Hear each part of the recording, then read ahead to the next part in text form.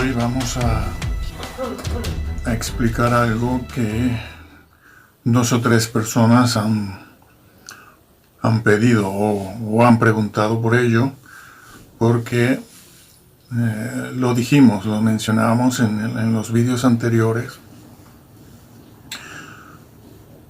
como un tema de referencia simplemente, pero vamos a tratarlo aquí de manera especial, particular, aclarando que no vamos a ser completamente exhaustivos, porque esto no puede durar más de 30 minutos, ¿no? 45 minutos o en 2, se trata del tema de la expiación, un tema desconocido. Vamos a leer un versículo. Repito que es el tema más importante, Si a mí me preguntan, oye, elige un tema que sea el tema, el asunto reina, el tema más importante de la Biblia para hablar del Señor. Solo tienes esa oportunidad, así que elígelo. Elijo el tema de la expiación porque en él está todo. Él explica el porqué de las cosas, el porqué, que es lo que la inmensa mayoría de los cristianos no conocen. Este tema se trata muy poco. Sí, Hebreos capítulo 2, el versículo 17 dice, por lo cual debía ser en todo semejante a sus hermanos. Jesús debía ser en todo semejante a sus hermanos para venir a ser misericordioso. Para venir a ser misericordioso. Claro, para poder perdonar era necesaria la expiación. Si no, no hay perdón. Veremos por qué. Ese perdón automático que todos creemos que Dios va a, o podía ejercer sobre una humanidad caída, eso no es así. Lo que pasa es que los hermanos no lo pueden saber si alguien no se los explica. Nadie nace aprendido. Nadie nace aprendido. Bueno, entonces, para venir a ser misericordioso, fue la expiación la que permitió que el Señor, el Padre, abriera sus brazos de amor en misericordia y perdón. Fue la expiación la que hizo que Dios, repito, Dios Padre, Dios Hijo también, pero Dios Padre, dijera, ahora puedo perdonar, puedo ejercer mi perdón, porque yo quiero perdonar, porque Él es amor. Pero no pasa por encima de la justicia. Dios no pisotea su justicia. También vamos a hablar un poquito de eso. No puede hacerlo. Bien, y para venir a ser misericordioso y fiel sumo sacerdote, Jesús es sumo sacerdote, claro, el sumo sacerdote por excelencia ahora. Hablaremos de ello. En lo que a Dios respecta, para expiar los pecados del pueblo. Para expiar los pecados del pueblo. Bien. ¿Qué es expiación? Expiación es borrar pecados, simplemente. Es eso. La expiación es hacer algo. Es un rito. Es un hecho que se realiza, veremos cómo ya mismo, con el objetivo de perdonar pecados. Expiar es eso, borrar, quitar. En realidad la palabra kippur, expiación en hebreo, significa eso, quitar, borrar. ¿Qué se borra? ¿Qué se quitan? Los pecados. Los pecados, los errores, las rebeliones, las transgresiones, se pueden quitar realizando una expiación. Bien, la expiación la que Dios determinó, consistía en sacrificar un cordero y derramar su sangre. ¿Por qué se derramaba la sangre? Porque en ella estaba la vida. De lo que se trata es de eso, de derramar, tomar una vida. Derramar sangre, sacrificar un cordero, para que se puedan expiar los pecados. Esto es como cuando en algunas culturas nuestras decimos, es costumbre en algunos sitios, ¿no? Decir, este señor está espiando su delito, su asesinato o su robo en la cárcel. Eso se dice, ¿no? Nosotros, yo lo he escuchado. Este está expiando su culpa en la cárcel. Le tocaron 20 años de prisión. Bueno, pues que los pague allí, dice uno, que los pague. Sí, de eso se trata, está bien usada esa palabra.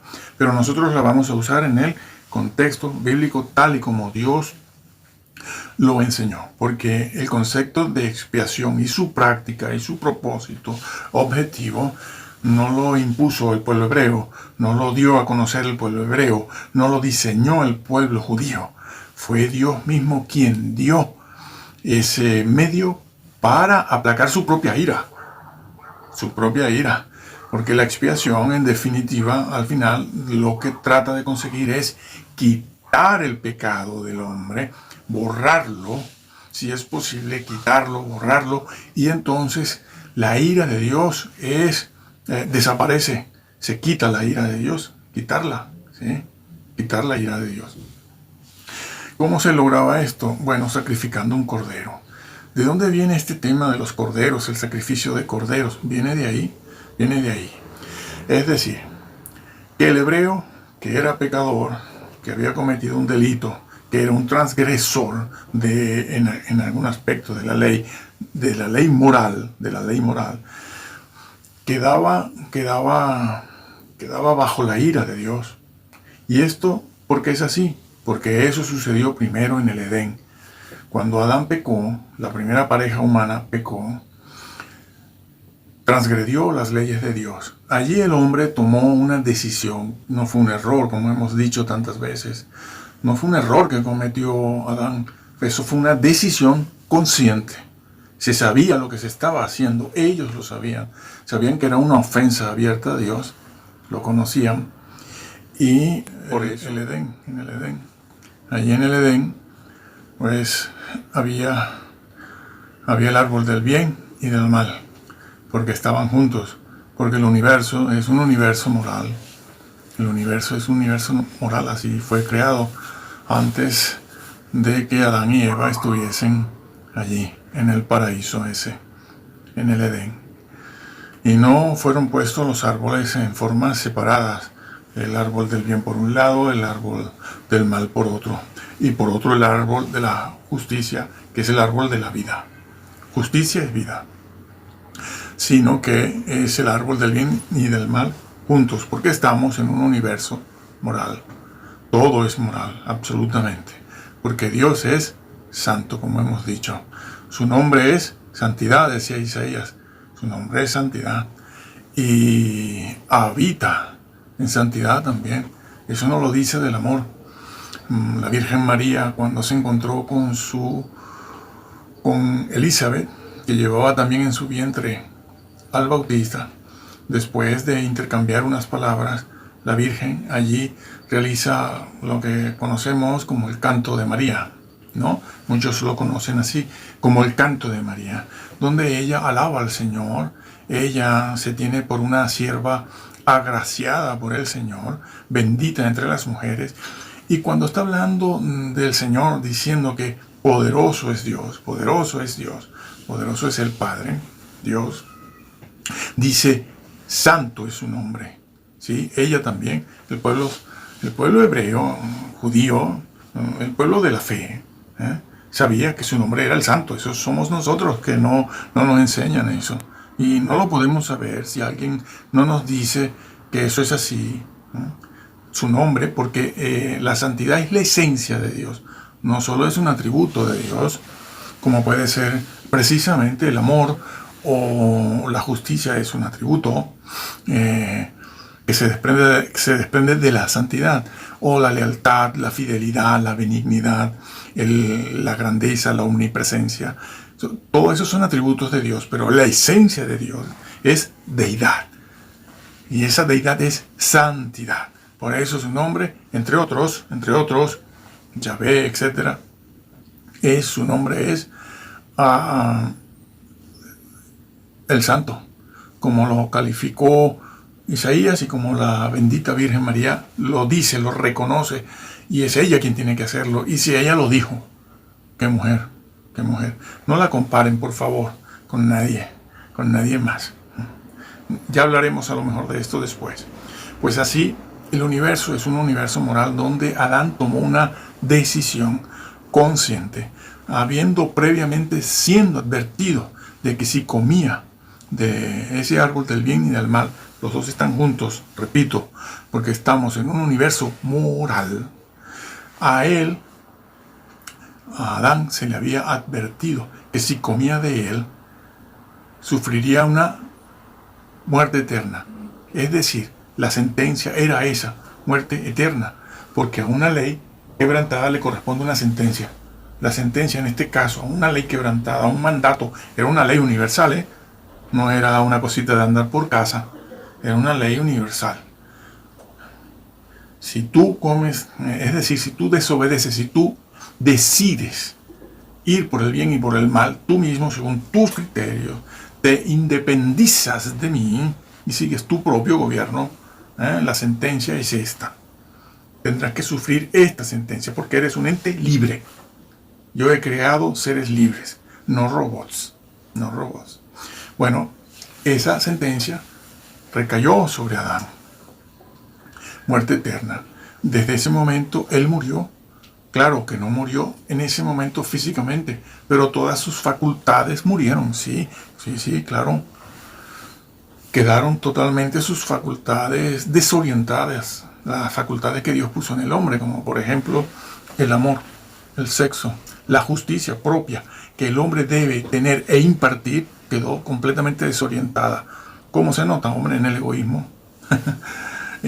Quizás puedo poner un ejemplo un poco más grotesco, que por grotesco se entiende mejor.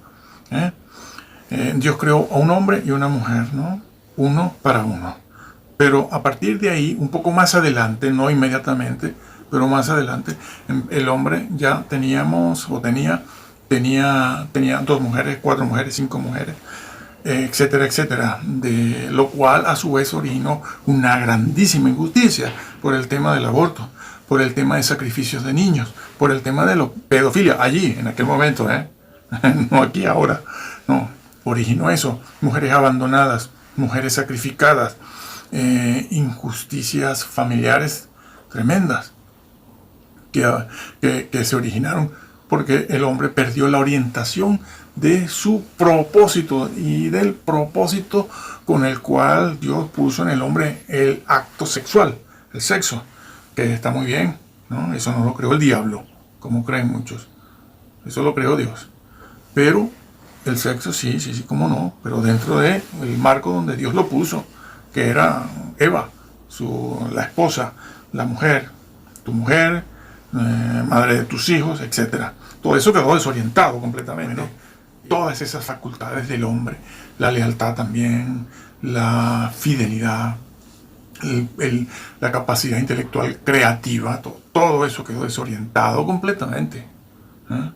Bueno, no tenemos más que tomar la prensa cada día y verlo. Ahí se ve fácilmente. Bueno, entonces el hombre rompió la comunión, que no comunicación, la comunión que había entre Dios y el hombre, una comunión perfecta, una cosa que nadie todavía sabe cómo habrá sido aquello. Hasta que no volvamos a recuperar esa condición cuando pase cielo y tierra. Bueno, o cuando estemos en la presencia del Creador. Pero esa ley que se quebrantó requería ser, o mejor dicho, esa ofensa, Dios pedía que fuese restituida. Él pedía ser vindicado, porque se quebrantó una ley, un gobierno. No es una ley de andar por casa, no es una cosita pequeña. Oye, mira, este se tragó, se saltó, no respetó un semáforo. No, mucho más grave que eso. Lo del semáforo es consecuencia. El crimen es consecuencia. El robo es consecuencia. Lo que se cometió fue otra cosa. Confundimos esas cosas, no debemos confundirlas. Pensamos que el pecado que pudo haber cometido Adán, pues fue un robo, es igual que un asesinato o que alguna cosa así. No, el robo, el adulterio, la droga, el crimen, todo eso son consecuencias de otra cosa que se hizo, que fue decirle al gobierno de Dios, no. Y fue una decisión. No fue que Adán se equivocó por error, por falta de experiencia, porque no sabía algo, y entonces dijo, ay caramba, Señor, perdona, yo esto no lo sabía. No, hombre, no. Lo que hizo Adán fue una cosa consciente. Y por eso la gravedad de la sentencia. Y inmediatamente, como ya hemos visto, empezó el sacrificio de animales. ¿Por qué? Porque los pecados pasaban del hebreo o del adorador a ese animalito, al cordero. Y el cordero, desde el momento en que cargaba con esos pecados, simbólicamente, representativamente, un tipo de lo que vendría después, que es el Señor, que fue el que cargó en la cruz el cordero de Dios con nuestros pecados. Pero allí todavía en el Antiguo Testamento, en este caso estamos en Adán y Abel. Estamos allí, en ese momento es una representación, y los pecados pasaban del hebreo, del adorador en este caso. Por ejemplo, Adán pone la mano sobre la cabecita del cordero y su rebelión, sus pecados pasan simbólicamente al cordero, y el cordero ha de morir por eso. ¿Ha de pagar qué? La sentencia eterna. Exactamente, sí. La sentencia eterna la paga él. Él muere allí con derramamiento de sangre. Por eso, y eso implicaba que Dios apartaba su ira, esa separación que había entre el hombre y Dios. La expiación lograba eso era expiar un pecado. Eso es expiar, poner el cordero y sacrificarlo en mi lugar. Él derrama la sangre que yo tenía que derramar. Pero eso tiene una dimensión eterna. Vamos a ver cómo se arregla eso. Porque aquello todavía era un símbolo, algo que representaba lo que sucedería más tarde. Y entonces Dios perdonaba. ¿Por qué? Porque alguien ha vindicado su ofensa. Alguien, ¿no? Es decir, Dios ama mucho, pero no puede pasar por alto su justicia. Eso es justicia. La justicia de Dios. Claro, estos señores de Juan 3:16 y de calvinistas han olvidado la justicia de Dios, ¿sí? La han olvidado, porque dicen que hay un atributo que es el mayor de todos, que es la soberanía, y Él hace lo que quiere. Eso no es así, estos señores de la Reforma hicieron muy mala exégesis, muchos de ellos, e incluso dejaron muchos cabos sueltos. Muchos cabos sueltos. Porque en Dios el amor no pesa más que su justicia. Si pesara más que su justicia, el amor, no hubiera hecho falta un sacrificio. No hubiese hecho falta que Jesús hubiese tenido que venir a sufrir un sufrimiento, un dolor muy grande. No, muy grande no, infinito. Porque quien estaba en esa persona cargando nuestros pecados era también una persona infinita. Eso lo diremos luego. No hubiera hecho falta que el Señor sufriera lo que nadie ha sufrido. No, claro. El Señor hubiese buscado otra manera de restituirnos. Porque como su amor es tan grande, según dicen, no, su amor es muy grande. De hecho, Dios fue el que buscó la reconciliación misma, reconciliarse con el hombre, porque el hombre quedó completamente invalidado para reconciliarse él por sí mismo con Dios. No puede, no sabe cómo estamos explicando. Entonces, aquí está su amor, pero es que su justicia pesa lo mismo. Entonces Dios quiere reconciliarse con el hombre, porque ama al hombre, ama su creación. No hizo un borrón y cuenta nueva, no lo desapareció del universo. No, lo amó y lo ama, por eso lo dejó. Pero es que su justicia pesa igual que su amor. ¿Cómo hacemos? Alguien tiene que vindicar esa justicia. Alguien tiene que restituir a Dios, pagar por esa ofensa, ¿no? Pero el problema es que esa ley que se quebrantó es una ley eterna. ¿Por qué? Porque la emanó un ser eterno. La emanó un ser eterno. La ley que sale, cualquier ley, cualquiera, que sale de la mano de Dios, son leyes eternas, permanentes. Siempre será verdad, no matarás. Ahora, después y más allá del milenio y en la eternidad futura.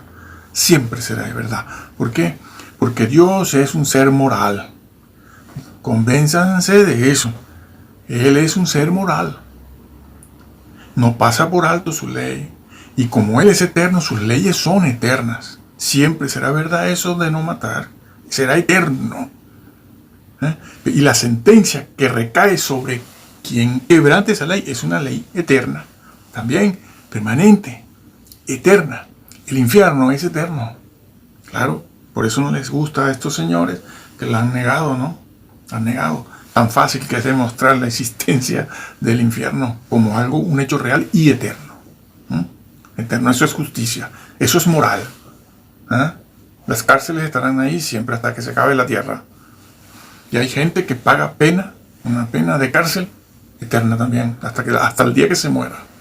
¿Por qué? Porque todo esto es un reflejo, toda nuestra realidad es un reflejo de lo que, del mundo superior espiritual. Entonces, la ley que se quebrantó es una ley eterna. ¿Quién paga por eso? De momento, Abel utiliza al corderito, porque simboliza ese hecho, que alguien va a pagar. En este momento el cordero lo simboliza, pero ¿eso es todo? No. Le hizo la promesa a Eva. De tu simiente se levantará el Salvador.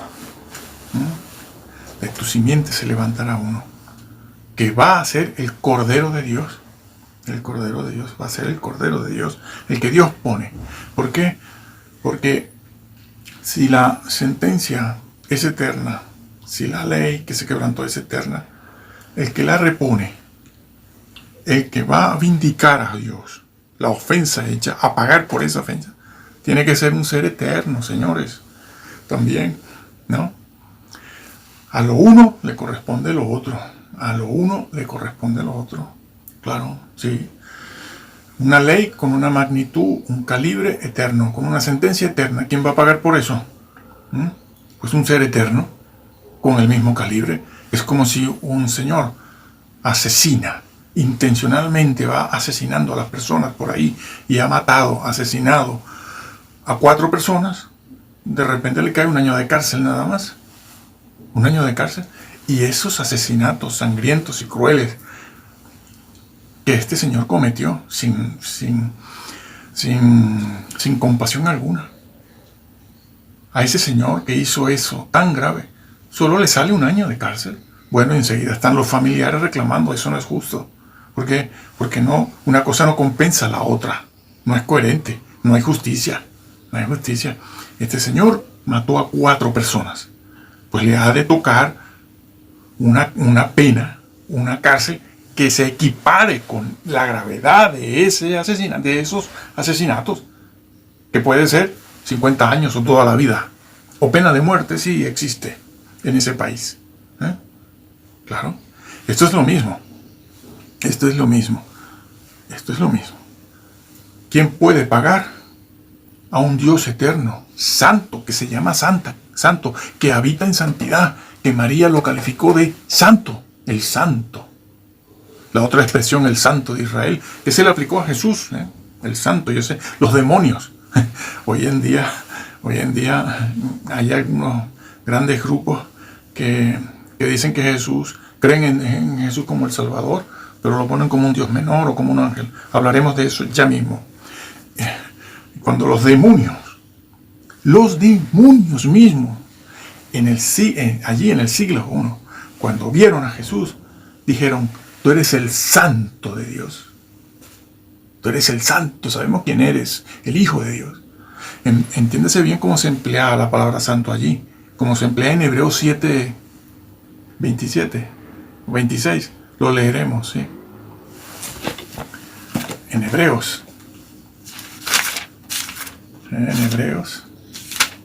7, El versículo 26, sí. Porque tal sumo sacerdote, Jesús, nos convenía, santo. Esa palabra santo que está aquí es la santidad de Dios, se refiere a la santidad de Dios, estudianlo. Se refiere a la santidad de Dios, no la santidad de un profeta o de un creyente que es santo, ciertamente, o de un profeta muy santo como el Bautista. No se está refiriendo a eso, se está refiriendo a la santidad de Dios, un sumo sacerdote que tiene la santidad de la deidad, porque ese era uno de los requisitos que tenía que tener el Cordero de Dios, ese sustituto, porque ese corderito sustituía al hebreo, al pecador que lo llevaba allí para él no morir y sufrir un infierno eterno. Iba y sacrificaba al cordero, todo iba hacia el cordero, pero eso era un símbolo, era algo momentáneo, era algo temporal y muy limitado, porque en realidad no lograba quitar la culpa, no lograba. Eso era un símbolo de lo que habría de venir. Entonces se le promete a Eva que a Eva, de ella nacería aquel de su simiente, ojo, será aquí simiente, para hablar de un verdadero ser humano, de su simiente nacería el Salvador. Eso nos ubica en María y el Señor, de ella, de la mujer. Bueno, Dios es completamente santo. Él es un ser eterno e infinito. La ley que Él promulgó y que se quebrantó era santa e infinita.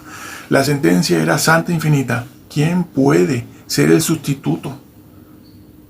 ¿Quién puede ser el sustituto de esa oveja? ¿Quién puede? ¿Qué humano? Porque tiene que ser un humano el que pague por eso, no la oveja. La oveja representa al humano, pero ha de hacerlo un humano, porque un humano cayó y un humano ha de pagar. Por eso allí mismo, en el Edén, se le hace la promesa. Se les da el cordero a ellos como representación, pero Dios al mismo tiempo les dice, sí, ahora es el cordero momentánea, temporalmente, pero de ti nacerá el que va a pagar. Un humano lo hizo y un humano lo paga. Es como si ese mismo señor que asesinó a 4 personas dice, bueno, yo tengo un perrito en mi casa que quiero mucho, que pague él.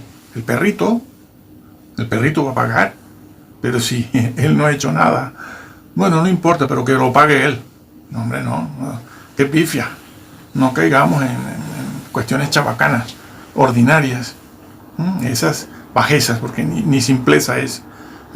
Bueno, que lo pague aquí un híbrido que hicieron en un laboratorio en China.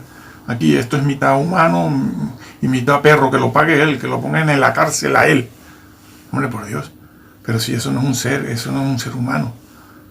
El que mató a esas 4 personas es un ser humano, es un hombre y eres tú. Y has de pagarlo tú, a la cárcel, toda la vida. Esto es lo mismo. ¿Quién cayó en el Edén, señores? Fue un híbrido. Fue un Nefilim, fue un hombre divinizado, como han inventado los mesiánicos que creen en esto. Un hombre divinizado cayó en el Edén, un ángel cayó en el Edén. ¿Están viendo por qué María tenía que ser virgen y concebir al Hijo de Dios? Empezamos ya a avisorar algo. No, en el Edén no cayó eso. Un híbrido puede pagar por un hombre la sentencia eterna. No puede. Tiene que ser el Cordero de Dios. Dios se proveyó de su propio Cordero, que era su Hijo. Este es mi Cordero, pero tiene que ser un humano. ¿Por qué? Porque tiene que ser alguien igual a mí. Mi ley es eterna. El que pague por mi ley quebrantada, ha de ser eterno también. Mi ley es infinita. El que pague tiene que ser infinito también. La sentencia es infinita. El que pague ha de pagar la sentencia infinita. Yo no la pienso cortar por la mitad. Dios no la ha cortado por la mitad. No corta. Dios es justo. Dios dijo que la sentencia era eterna. Muerte eterna. Y es eterna para siempre. No que la va a cortar a la mitad. Dentro de 500 años, 2000, 1000 años. No, el que pague tiene que pagar la sentencia que es eterna. ¿Y cómo se paga eso? Tiene que ser un ser eterno. Tiene que tener mi propia santidad y la santidad de mi ley. Y tiene que tener el mismo calibre, la misma magnitud que yo, de igual a igual. Entonces, lo uno sí compensa a lo otro. Entonces, se salda esa cuenta. El debe y el haber queda saldada. Porque el hombre no puede, el hombre no es eterno, el hombre no es santo. De santo no tenemos nada. Ni aun teniendo el Espíritu Santo logramos esa santidad que deberíamos tener. El hombre no es infinito. El hombre en esto no puede hacer nada porque es un ser caído, sujeto a sus propias inclinaciones. Hacía falta que ese Cordero de Dios, ese sustituto, que pagara por esa pena, fuera completamente santo. Tenía que tener la santidad de Dios. A ver, una cosa, los seres híbridos que existen, los nefilines existieron,